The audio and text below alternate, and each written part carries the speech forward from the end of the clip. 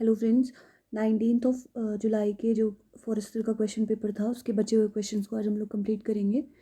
तो 26 क्वेश्चन था, focus where the earthquake originates is also called. Focus जहाँ पे अर्थक्वेक ओरिजिनेट होता है, भूकंप की उत्पत्ति होती है, उसका दूसरा नाम क्या है। आपसे फोकस का दूसरा नाम पूछा है तो फोकस का एक और नाम होता है अवकेंद्र या फिर हाइपोसेंटर। क्या होता है? अवकेंद्र या फिर हाइपोसेंटर। नेक्स्ट है, which of the following can be corrected bye liming. इनमें से किसको चूनायन यानी लाइमिंग करके ठीक किया जा सकता है? तो किसे किया जा सकता है? सॉइल एसिडिटी को, मृदा की अम्लता को चूनायन यानी कि चूना मिला करके ठीक किया जा सकता है। नेक्स्ट क्वेश्चन ड्रॉप कर दिया था, the escape velocity of the moon is calculated. इस आपसे मून की एस्केप वेलोसिटी पूछ रहा है, चंद्रमा के पलायन वेग के बारे में आपसे पूछ रहा है। तो चंद्रमा का पलायन वेग होता है 2.37 किलोमीटर पर सेकेंड अप्रॉक्स। तो हमारा ऑप्शन ए करेक्ट होगा, 2.3 किलोमीटर पर सेकेंड। नेक्स्ट है, when was disaster management act passed in parliament. संसद में आपदा प्रबंधन अधिनियम को कब पारित किया गया था? तो कब किया गया था? 2005 में। 2005 में हमारा डिजास्टर मैनेजमेंट एक्ट जो है वो पार्लियामेंट में पास हुआ था। नेक्स्ट है, which of the following geothermal fields is located in Ladakh. आपसे पूछ रहा है कि लद्दाख में इनमें से कौन सा भूतापीय क्षेत्र स्थित है। तो लद्दाख में जो भूतापीय क्षेत्र स्थित है वो है पूगा वैली, वो है पूगा घाटी। नेक्स्ट है, the process of planting trees in a non agricultural land is called. एक गैर कृषि क्षेत्र में वृक्षारोपण की प्रक्रिया को क्या कहा जाता है? तो उसे कहा जाता है एफॉरेस्ट्रेशन। क्या कहा जाता है? एफॉरेस्ट्रेशन या वन रोपण। ठीक है। और रीफॉरेस्ट्रेशन क्या होता है? किसी ऐसी जगह पे वृक्षारोपण करना जहाँ पे कभी फॉरेस्ट रहा था और बाद में वो ख़त्म हो गया था, तो उसे दोबारा से बसाने की प्रोसेस को कहा जाता है रीफॉरेस्ट्रेशन या पुनर्वनरोपण। और डेजर्टिफिकेशन क्या होता है? मरुस्थल बनने की प्रक्रिया को डेजर्टिफिकेशन या मरुस्थलीकरण कहा जाता है। और डिफॉरेस्ट्रेशन होता है जंगलों का नाश होना, निर्वनीकरण। ठीक है, वनों का हटना डिफॉरेस्ट्रेशन कहलाता है। नेक्स्ट है, which among the following may be a reason for transmission of human immuno virus. इनमें से कौन सा मानवीय प्रतिरक्षी विषाणु के संचरण का कारण हो सकता है? तो कौन सा हो सकता है? खांसी नहीं हो सकती, मस्कीटो बाइट मच्छर का डंक भी नहीं होता, कंटेमिनेटेड फूड नहीं होता, वो होता है ब्लड ट्रांसफ्यूजन यानी रक्त चढ़ाना। रक्त चढ़ाने से जो है मानवीय प्रतिरक्षी विषाणु यानी HIV जो है वो ट्रांसमिट हो सकता है। नेक्स्ट क्वेश्चन भी ड्रॉप कर दिया था, if the work done by a force depends on the factors like velocity of the object और the particular path taken by the object then such a force is called. आपसे पूछ रहा है कि यदि किसी बल द्वारा किया गया कार्य वस्तु के वेग या वस्तु द्वारा लिए गए पाथ जैसे फैक्टर्स पे डिपेंड करता है, तो ऐसे फोर्स को, ऐसे बल को क्या कहा जाता है? तो ऐसे बल को क्या कहा जाता है? Non conservative force. क्या कहा जाता है? Non conservative force. नेक्स्ट है, what is the alternative name of water cycle. Water cycle यानी जल चक्र को किस और नाम से भी जाना जाता है? तो उसे जाना जाता है जलीय चक्र या हाइड्रोलॉजिकल साइकिल के नाम से। किस नाम से जाता है? वाटर साइकिल को हाइड्रोलॉजिकल साइकिल के नाम से जाना जाता है। नेक्स्ट है, which of the following endocrine glands releases growth hormone. आपसे पूछ रहा है कि कौन सा अंतरस्रावी ग्रंथि वृद्धि हार्मोन को स्रावित करती है? तो कौन सी करती है? पिट्यूटरी ग्लैंड या फिर पीयूष ग्रंथि।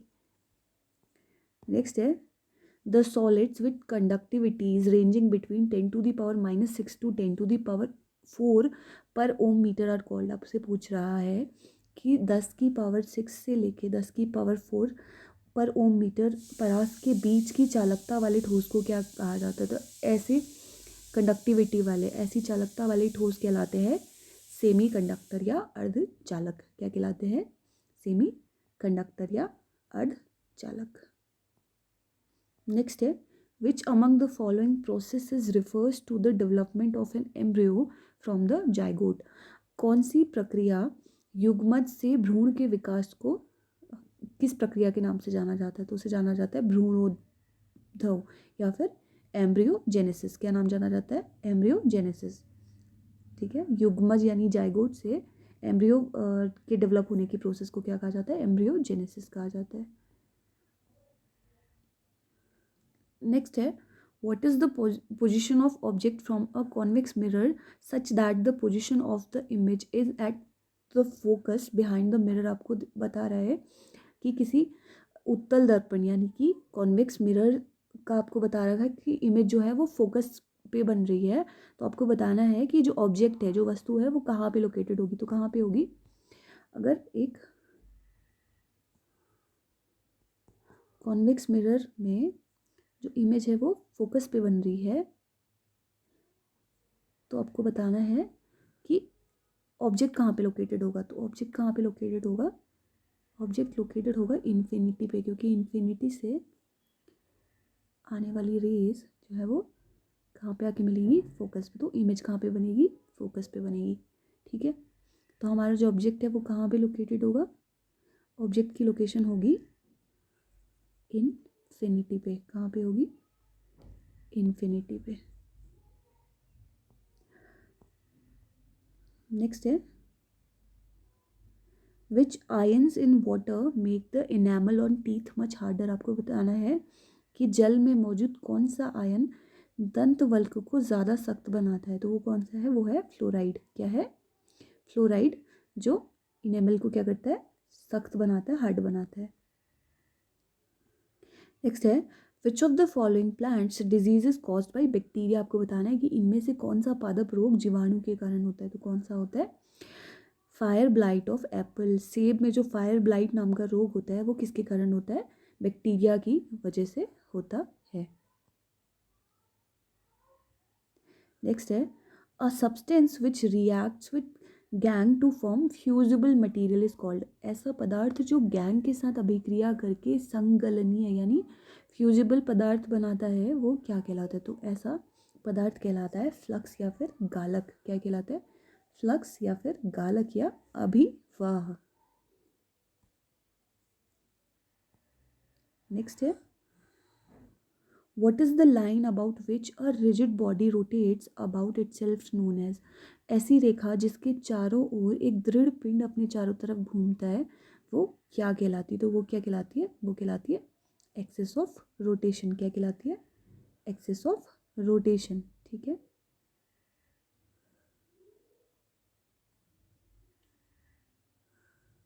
नेक्स्ट है, which of the following is not an एक्सी2 कंजर्वेशन टाइप। इनमें से कौन सा एक एक्सी2 कंजर्वेशन टाइप नहीं है, यानी कि बाह्य स्थानीय संरक्षण का प्रकार नहीं है। तो जूलॉजिकल पार्क जो है वो एक्सी2 कंजर्वेशन है। एक्सी2 और इनसी2 कंजर्वेशन टाइप क्या होते हैं? एक्सी2 ऐसा कंजर्वेशन, इस प्रकार का कंजर्वेशन होता है जिसमें किसी भी फ्लोरा या फौना, किसी भी ऑर्गेनिज्म को उसके नेचुरल हैबिटेट से दूर ले जाके दूसरी जगह पे ले जाके कंजर्व किया जाता है, संरक्षित किया जाता है। ठीक है, अपने प्राकृतिक आवास से बाहर ले जाके यदि आप किसी को संरक्षित करते हो तो वो बाह्य स्थानीय संरक्षण कहलाता है। जैसे जूलॉजिकल पार्क में हम अलग अलग स्पीशीज़ के प्लांट्स को क्या करते हैं, जूलॉजिकल पार्क में अलग अलग एनिमल्स को हम लोग क्या करते हैं? कंजर्व करके रखते हैं, जो जू वगैरह रहते हैं। ऐसे ही बोटेनिकल गार्डन्स में हम लोग अलग स्पीशीज़ के प्लांट्स को और इन्हें कंजर्व करते हैं। ठीक है, और वाइल्ड लाइफ सफारी पार्क वगैरह में भी क्या करते हैं? एक्सी2 कंजर्वेशन होता है एनिमल, और बोटेनिकल गार्डन में भी एक्सी2 कंजर्वेशन होता है। लेकिन नेशनल पार्क जो होते हैं वो इन-सीटू कंजर्वेशन का प्रकार होते हैं। क्यों? क्योंकि नेशनल पार्क में जो वाइल्ड लाइफ है उसको उसके नेचुरल हैबिटेट में, उसके जो प्राकृतिक निवास है वहीं पे संरक्षित किया जाता है, वहीं पे उनका कंजर्वेशन किया जाता है। ठीक है, तो नेशनल पार्क जो है वो इन सीटू कंजर्वेशन का टाइप होता है, जबकि जो zoological park, wild life safari park या फिर बोटेनिकल गार्डन है वो एक्स सीटू कंजर्वेशन का तरीका होता है। नेक्स्ट है, what is the position of image formed by a concave mirror if the position of the object is at focus। तो आपको बताना है कि एक कॉन्केव मिरर है, आपको बताना है कि उसकी इमेज जो है प्रतिबिंब कहाँ पर बनेगा यदि वस्तु कहाँ पर स्थित है, फोकस पर स्थित है। तो प्रतिबिंब कहाँ पे बनेगा, प्रतिबिंब बनेगा इन्फिनिटी पे। कहाँ पे बनेगा, इन्फिनिटी पे। कहाँ पे बनेगा, अगर वस्तु फोकस पे स्थित है तो प्रतिबिंब कहाँ पे बनेगा, इन्फिनिटी पे बनेगा। नेक्स्ट है what type of organism is chlorella. Chlorella किस प्रकार का जीव है, तो क्लोरेला एक शैवाल का प्रकार है, एक एल्गी है। क्या है, शैवाल या एल्गी।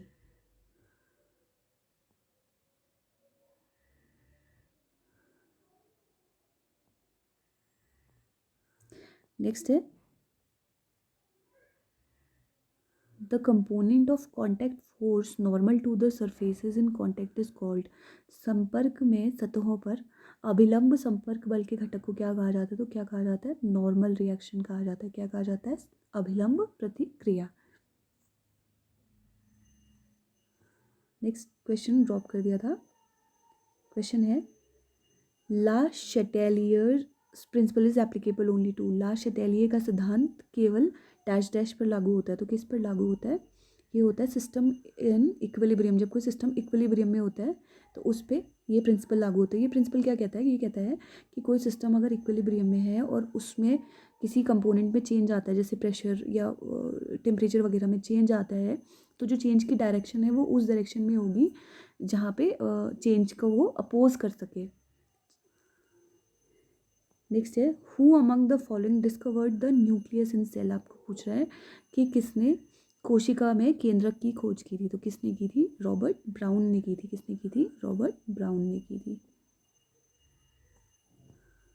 नेक्स्ट है what is the causative organism of grasserie disease in silkworm. Silkworm यानी रेशम के कीड़े में ग्रेजरी रोग के कारक जीव कौन से होते हैं, तो कौन सा होता है, वो होता है वायरस। कौन सा होता है, वायरस। ठीक है, ये क्वेश्चन भी ड्रॉप कर दिया था।